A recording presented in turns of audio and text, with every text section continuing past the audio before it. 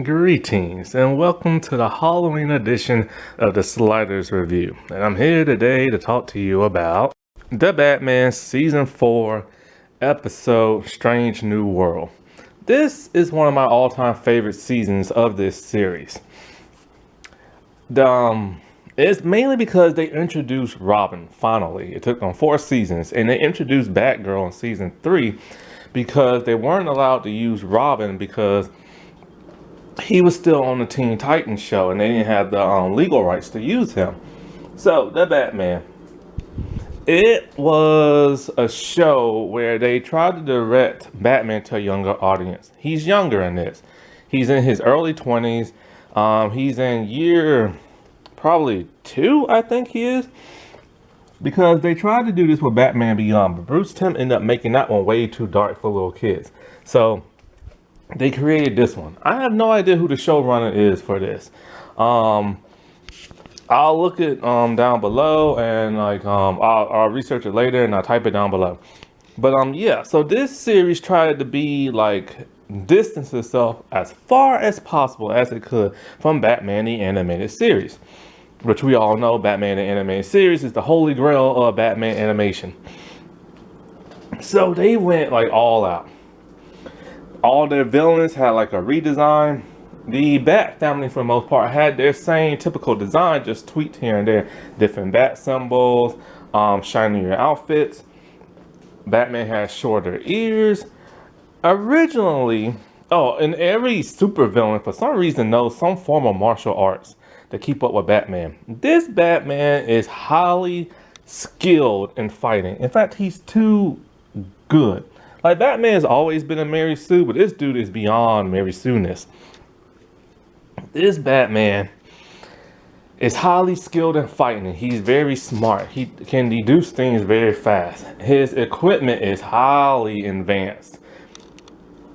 His Batmobile has this strange, core. It's not a nuclear core, but it's something, really big, you know? And so,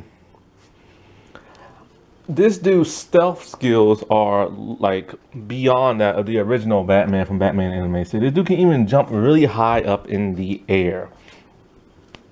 Now, this show always tried to have its own look, its own style, and it tried to piggyback off of Batman Begins from Chris Nolan. And so, the original theme music was darker, eerier, but then the fanboys and the fangirls got a hold of this show and they're all like, not my Batman. So this show started to feel differently towards, the 3rd season, 4th season, mostly the 4th season. In the 4th season. So anyway, actually in the 3rd season, they got rid of the 2 detectives that were the main cops and that police chief. Then they brought in Commissioner Gordon and his daughter. And then they had Batgirl, and they started bringing in more villains and stuff. Because they were starting just to reuse the same trope villains always. Then, in season 4, they finally introduced Robin. But that wasn't the biggest change. The biggest change came to Batman himself.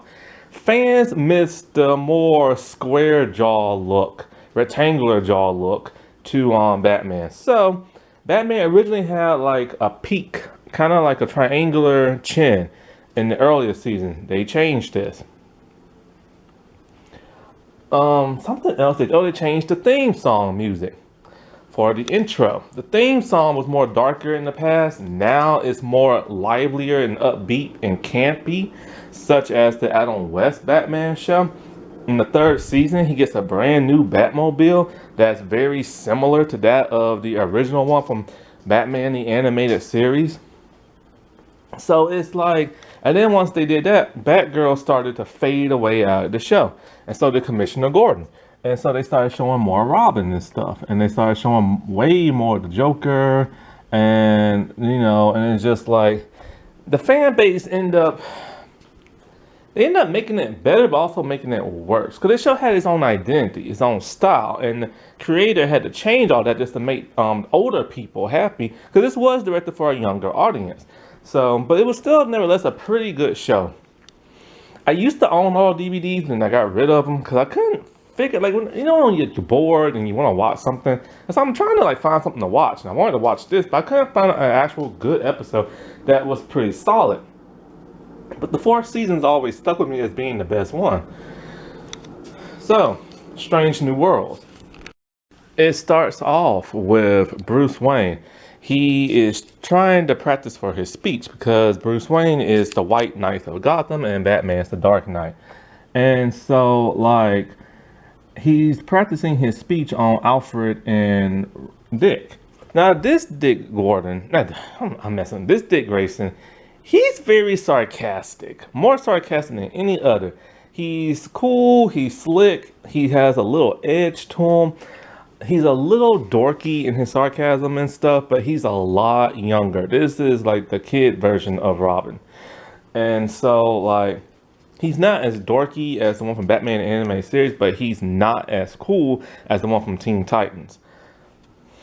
But this one's a little bit more of an individual. He likes to have his own weapons designed in his own image, his own motorcycle designed in his own image and stuff. So he's practicing his speech on them, and they're being, both of them, Alfred and Dick, are being like sarcastic. Then he gets like notified that Hugo Strange wants to talk to him. Now, Hugo Strange was the original psychiatrist of Arkham, and the actor had to change up for this season because the original one died. The original actor was the dude who played the Riddler in the Adam West Batman series. So Batman foiled his plans a couple of seasons ago, and he's been locked up in Arkham. So, because he's very obsessed with Batman, wants to know his identity, wants to know the Joker's true identity, all that good stuff. So, Batman and Robin, they go there and they talk to him. He's behind bars, and Hugo Strange tells him that he's made some type of like nerve agent that turns people into zombies, and they can and they're controlled by like him. And he said this is the only antidote that he has, and that he's already released the the toxin in like the air and stuff. So next thing you know, he gives Batman the antidote, but he drops it on purpose. And then he screams for the guards. The guards come in zombified and everything. I gotta say, this episode is a little far-fetched, but it's interesting. But actually, tell you the truth, it actually don't start off that way. It actually starts off with Batman on the rooftop at night, and he's monologuing to himself, talking about if he fails for those who want to come after him, this might be his last final entry. That he talked about how Hugo Strange turned the world into zombies and stuff. And then you see him get attacked by 2 zombies. Now, so him and Dick, Robin, I should say, they dispatch the guards, and then they head on out of there. And as they're driving back, they're taking like an air sample, and so Robin's just kind of like, how did Hugo Strange do it? And Batman tells him, plain and simple, the dude's like a mastermind. He has a way of getting into people's head, and you have to be very careful around him, because you say the wrong thing, he'll twist it around and get inside your head, and make you feel like terrible about yourself and figure things out and stuff like that. So when they head back to the Batcave, Alfred has been zombified. This upsets Robin. And so, at some point in time, I think, what is it? He goes back to Hugo Strange, he wants to talk to him. He's now been moved up to a higher, level and stuff. And he's talking to... Oh, no, wait, imagine me to tell you something else. So, anyway, at some point in time, they're on a rooftop trying to talk to Commissioner Gordon, because they see the bats sitting on stuff. And as they go there, they've been zombified. So he takes the hair sample from Commissioner Gordon. And at some point, they're fighting the guards. And the animation fighting style choreography is amazing in this series. So after they dispatch them, Batgirl shows up. And Robin and this Batgirl don't get along very well. So he's all like, I'll totally deny it if you tell anybody that having you here don't suck. Then we see she's zombified, right? And so And then the interesting thing, these zombies, they still have the wherewithal of who they are. And when he took the hair sample of Commissioner Gordon like touched his hair, which was kind of weird.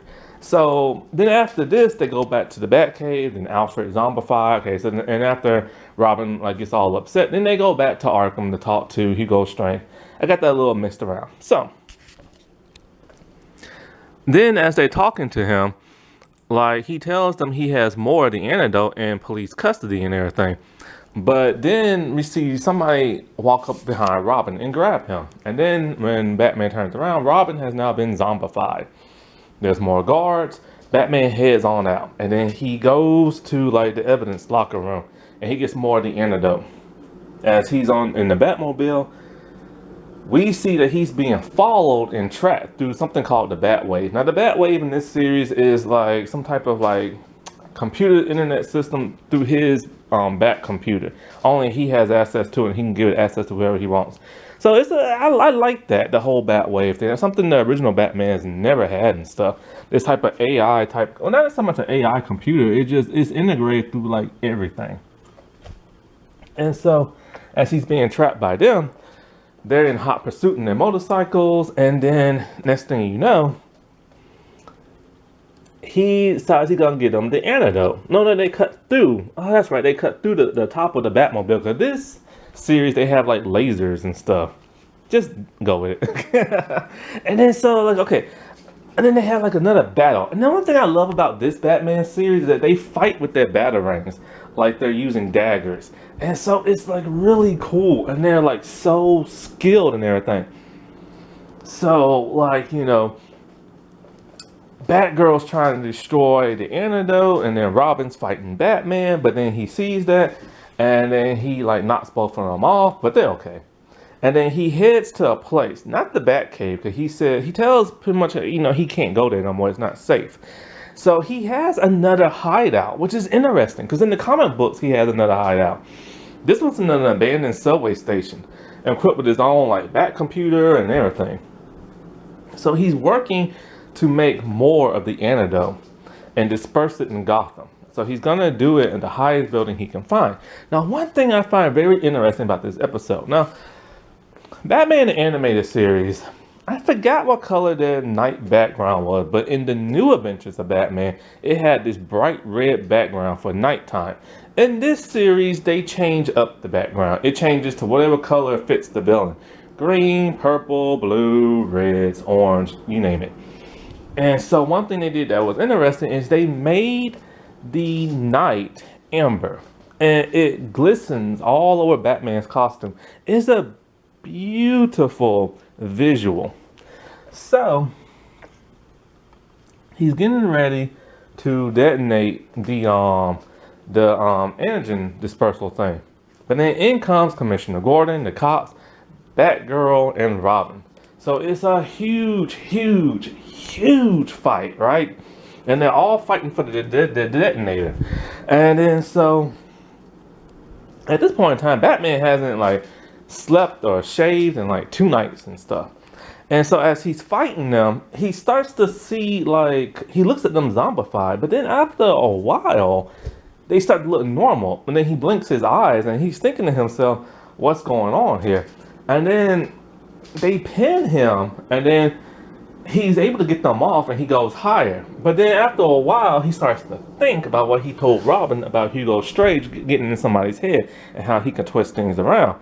So then Batman decides he's gonna surrender, and because he's starting to believe that maybe, just maybe, he doesn't have the antidote, that he has the toxin himself.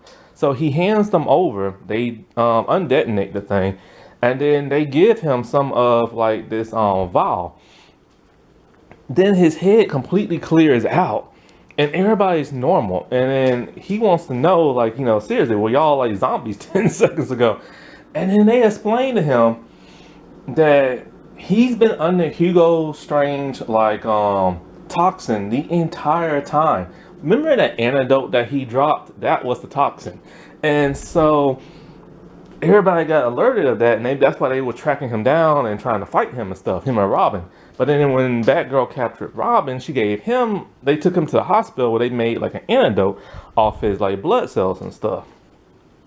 And Batman couldn't believe it. He couldn't believe that he was about to zombify the entire city that he worked so hard to work for and keep safe. Now, one thing that's a little interesting, I do find it far-fetched that Hugo Strange was able to make zombie like potion and turn people into zombies of all things. But this is a comic book series, so you know. But then one thing I find interesting is that they never once showed Batman as a zombie. That would have been nice to see, like in a mirror reflection or something. So as he's about to give his speech, he's not sure if he's the right man to do it because of what he almost did to the city. And Alfred assures him that, you know, he's like a great man, and it takes a lot of bravery and courage to do the things that he does and stuff like that. And then it ends. It's a nice Halloween episode. It is a little too far-fetched that they made zombie juice and everything, but it's fun. And there was a different pace of episode. We've never seen him like monologue to himself. We've never seen him give himself like diary entries and stuff, or journal entries, I should say.